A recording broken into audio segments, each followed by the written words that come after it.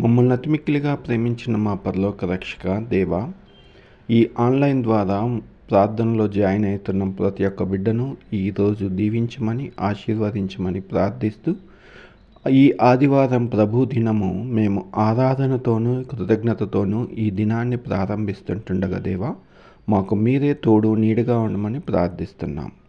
ప్రభువా, మేము ఈ కొద్ది నిమిషాలు ప్రార్థనలో ముందుకు సాగుచుంటుండగా మా ప్రార్థనలో ఏకీభవించిన ప్రతి ఒక్క బిడ్డను దీవించి ఆశీర్వదించమని ప్రార్థిస్తున్నాం.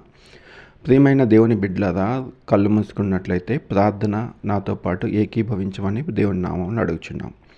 పరలోకమైన మా తండ్రి, ఈ పవిత్రమైన ఆదివారాన్ని ఉదయాన్ని మాకు అనుగ్రహించినందుకు నీకు వందనాలు దేవా.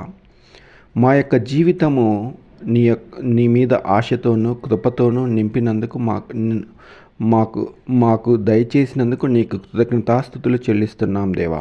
ఈరోజు మా హృదయాన్ని నీ సన్నిధిలో నూతనముగా చేయుము. మా విశ్వాసాన్ని బలపరచుము. మా ఆత్మను పునరుద్ధరించము.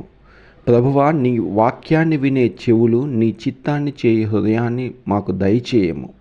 మా కుటుంబాన్ని, మా సంఘాన్ని ఆశీర్వదించము. ఈ రోజంతా నీ నామానికి మహిమ కలగాలని ప్రార్థిస్తున్నాం. ఈ ఆదివారం దినాన్ని పూర్తిగా నీ చేతుల్లోకి అప్పగిస్తున్నాం ప్రభువా.